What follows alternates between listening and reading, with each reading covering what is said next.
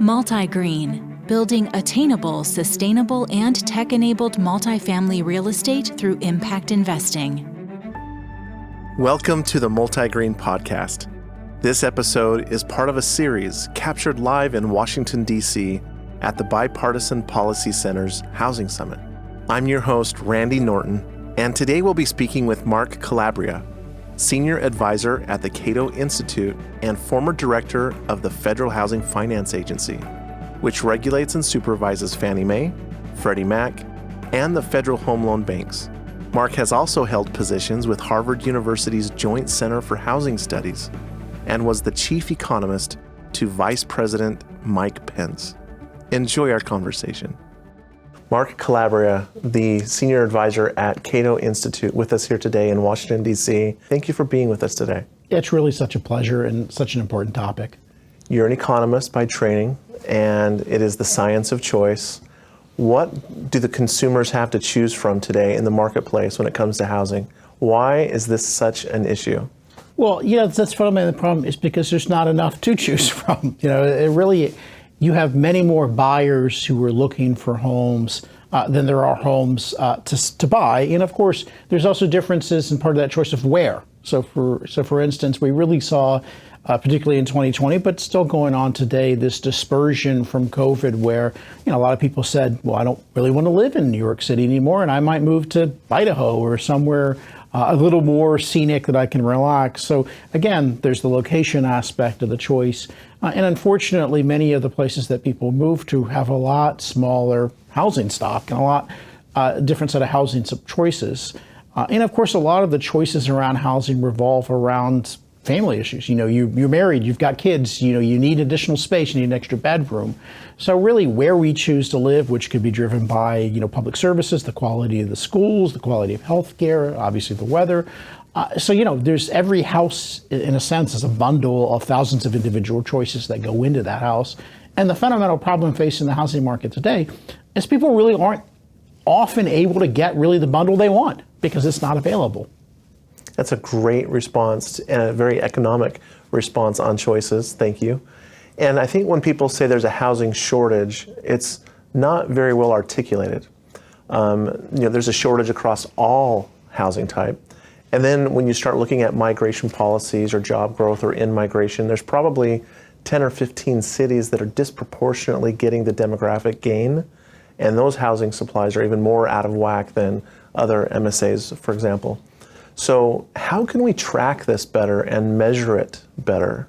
Great question. So there are some government metrics that we can look across and say, what are the rental or the homeowner vacancy rates, by location. And so, a lot of this is partly because, when you go to college and you want to get a job, it's not unusual to move to a New York or a San Francisco, the old kind of, if you can make it in New York, you can make it anywhere. And often because you can't, because these are deeper labor markets. For instance, there are a lot of industries. The things that obviously most come to mind, like finance or marketing or tech when it comes to California, you often can change jobs more quickly. You can build skill set more quickly. You can get paid more if you work in these areas with a deep labor market that has to be related to your expertise. And so there's a lot of demand for that. And so you still have a lot, COVID notwithstanding, but certainly pre-COVID, a lot more people wanted to move and live in San Jose, California than there were houses. And so that ended up being a lot of commuting. But you still had parts of the country, despite the shortage in housing, not a lot of people were packing up and going to Buffalo, New York. I guess they'd heard about the winters. And so there are these tensions. And again, we do have pretty good data on vacancies and prices by city. So we do have a good sense of, where aren't we building enough? Where we do have some vacancies and where do we have too much housing? And of course, unfortunately, there are still places like Buffalo, Detroit. Cleveland has managed to turn it around a little bit in recent decades, but there's still a lot of that Midwest that's, still underinvested in. And I live here in the District of Columbia, and, we still have pockets of the city where it's still underinvestment. But again, on the coastal areas where the job markets are hot, there's just so much of a demand for people to move there. And again, the housing supply in the building has not kept up. And this, again, shows up in prices, shows up in vacancies. Before the podcast, we were talking about how policies today do not reflect the era that they were created in. Can you opine on that further? Sure. So a lot of the federal infrastructure around housing and housing finance was created in response to the Great Depression in the 30s. And if you really think about the lens of the Great Depression, lots of unemployment, people were losing their jobs.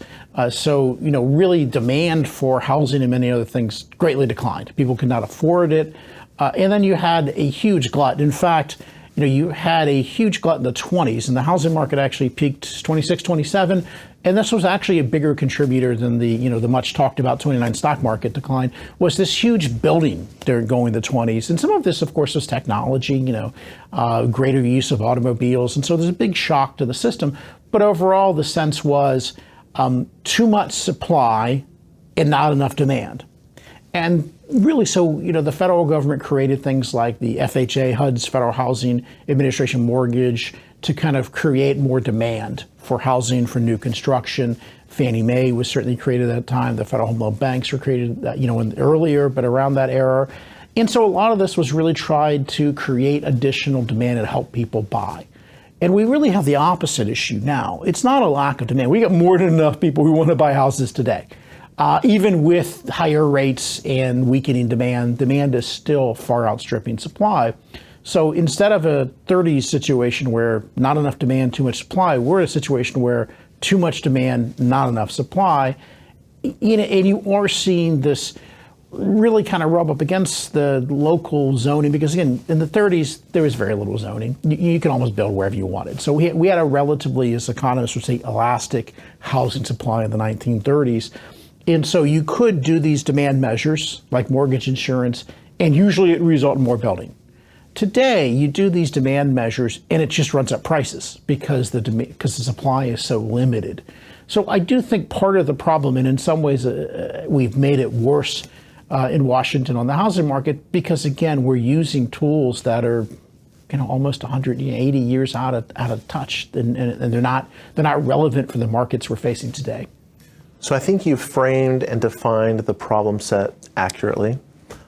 Today we're trying to find solutions.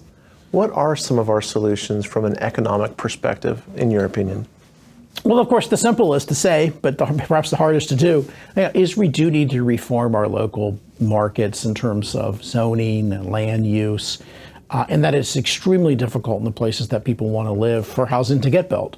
Often it is a part of the just entitlement process. Often there are a lot of vetoes built into the process. And again, this differs by locality. I mean, it's still, in Texas, it's still a lot easier to build than it is in San Francisco, which is, of course, why you get a lot of California to Texas migration. But again, reforming land use at the local level is an absolute necessity. And, fortunately, I guess the good and bad of it, the bad of it is it's local.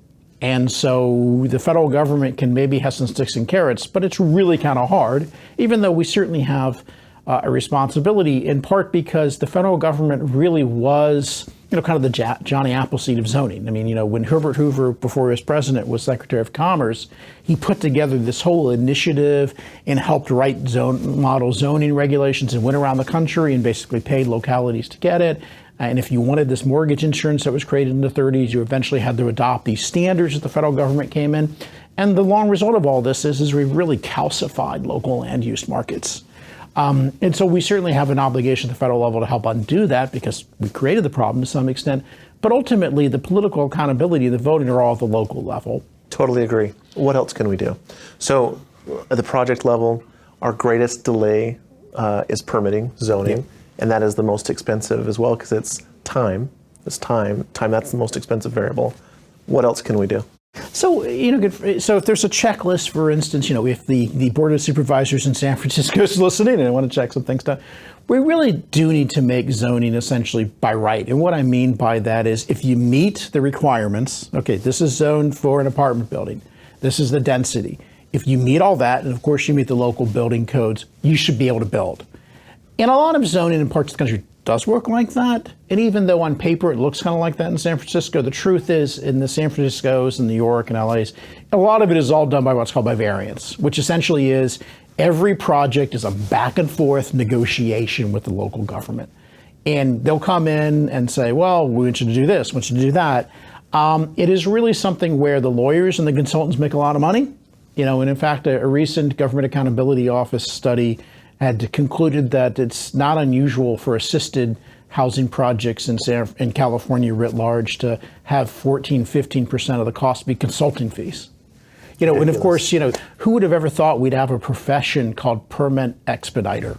Shows you how bad the process is. And so really reforming that, and again, doesn't mean a Wild West anything goes. You could very easily look at the map of your city and say, okay, we're only gonna, we want 50% of the city to be single family zone, and we want you to have this lot size. Again, larger lot size do restrict supply, but you could do all that and still just say, okay, if you meet these requirements, you get to build. And it doesn't become some political negotiation. I think would actually improve the process a lot. Now, a lot of places like Minneapolis have gotten rid of single-family zoning only. This doesn't mean that they're outlawing single-family zoning. It just means that they allow higher density. So, you may over time the neighborhood get more expensive. You might do a tear down, or you might put an accessory dwelling unit, or you might turn it into a duplex. And so, the part of the problem is, historically cities have just evolved, and we've calcified. We've kind of locked. It's like locking cities in amber, where we just don't want them to actually evolve. And that's really kind of made things expensive. I do think fundamentally part of this is a lack of appreciation of growth as a good thing. I do think a lot of it comes down to that. Because growth is a good thing. I think it's a good thing. Unfortunately, I think if you were to poll people on the streets of San Francisco, I wouldn't be surprised if a rather large percent of them said, we don't want economic growth here. We don't want people here. There's already too much. And so some of that is cultural. It's one reason why, for instance, you don't see this kind of excessive zoning in places like Texas, because Texas is a, build, if not drill mentality. And again, this is not to throw out, environmental concerns. You can have growth done in a smart, sustainable way. Of course, the irony is that the California approach forces people to drive 2 hours to commute. I mean, it's actually, the California approach is worse for the environment. The only reason, of course, that California households have a lower energy footprint is because they have moderate temperature. And if more people could live in the Bay Area, and again, anybody who's flown into the airport in San Francisco and drove into town, I'm always just struck by row, neighborhood of like low-rise, old 1970s housing. There's no density like between the airport and San Francisco. And again, I'm not going to, we know how to build for earthquakes. That's a red herring in my opinion. We know how to do this in a way where we could substantially increase the housing supply, and you could have more people come and work in the tech industry. You could bring down the prices. And again, people forget up until like 1980, San Francisco was an affordable place to live. This was not always ridiculous. And again, we've chosen, or rather the citizenry of San Francisco have chosen to make it ridiculous. I'm using them as just kind of a poster child, but again, throughout California, much of the Northeast, you have very similar restrictions. And unfortunately, they're becoming more and more common around the rest of the country. And this is a big difference. After 2008, for instance, prices never went down in Texas. You didn't have this kind of crazy boom and bust. You had it in the coastal areas. So unfortunately, the last decade plus, we've seen a lot of the land use problems that characterize the coastal areas kind of move to the rest of the country, and that's very troubling to me. Fascinating. Economic growth is a great thing. Absolutely. From the macro perspective, policies sometimes don't trickle down all the way to the municipality. But it seems like there's a confluence of many externalities that are causing this issue today, whether it's zoning and permitting, like you mentioned, materials and supply chain, labor, income is not keeping pace, unions, when we try to take some of the federal assistance, it comes with strings attached. Absolutely, it makes it a lot more expensive. It makes it more expensive to build, but there's rent restrictions on the income and revenue that we can achieve. So it's just, some of these things are just diabolically not aligned. Agreed. So how do we fix that? Now that we recognize all this collectively, we have some of the nation's leaders here in the room next to us.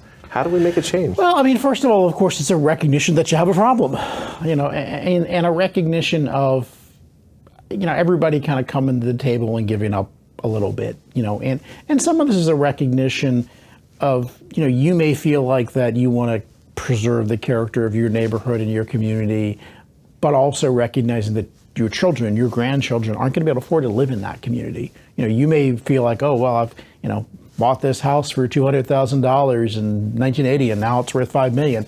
Well, I mean, that's great for you, but it's actually not great for you ultimately. It may be, it helps your bank account, but ultimately it's come at the cost of growth and the ability of your children and your friends and your community to actually stay there. So there's a lot of negative costs I don't think people see.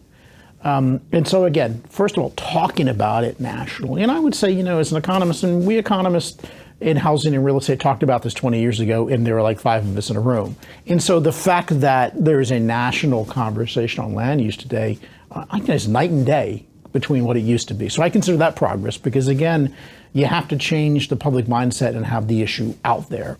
And so that's a broader thing, and I think that's a positive movement. And then you need to get people to understand that you can do this in a way where it's not going to, crash the value of their house, and this is not going to be adverse. And I think part of it is, again, a cultural reset where we all do embrace that economic growth is not only a good thing, but a necessary thing. And I think that that's become under attack in recent years. The view that we're just polluting the planet and we're making it worse. And of course, economic growth is what's going to help us solve our environmental problems. But again, when I say that, I recognize that's not a widely shared view. So how do I help make it widely shared? I have an idea. Why don't we start making Economics 101 mandatory in high school and in college? Would this help? Well, I mean, you have to hope that students are ready to hear it. When the student is ready, the teacher will appear. Well, I'll first preface with, I think that's a great decision for university presidents and deans, and of course, governors and legislatures to make, and their states. And I would say someone certainly with an economics background, that I think you still hear. I mean, it is an issue. You often hear these arguments that building more housing will make it less affordable, because of course people will think, oh, well, you build, more people will come. And maybe in a small interim, but over time, yes, you can build your way out. I mean, we can build our way out of this problem. That is absolutely true. And so, kind of teaching that economics, and I do think there are a lot of misperceptions and myths about housing policy and mortgage policy that do come, and I see this in Washington, certainly, but you see it around the country that people just don't understand the economics of it. And again, this is true for a number of issues. It's true about inflation. It's true about things we see in the commodity markets, but it's absolutely true about housing. And so for instance, people don't necessarily understand that. They think, okay, you cap rents, and then housing markets will get more affordable. Nope, actually, if you cap rents, less people build, and you end up with less supply than you would otherwise. And of course, the landlord's going to offset that by reducing maintenance. So, people are kind of looking for easy fixes, whereas we have a lot of data, we have a lot of research, and we have common sense that shows the way to do this. And I do think if we liberalize our land markets and we bring more of a market-based approach, we can really bring down housing prices and grow affordability, grow incomes, and grow economies in a way that'll be very positive. So just getting there is a difficult thing. Certainly, for someone of my generation, where one of my pivotal moments from college is remembering the Berlin Wall come down, and I do feel like we've lost a public sense of how powerful markets can be. And I understand, obviously job growth post-Great Recession was particularly weak for college students.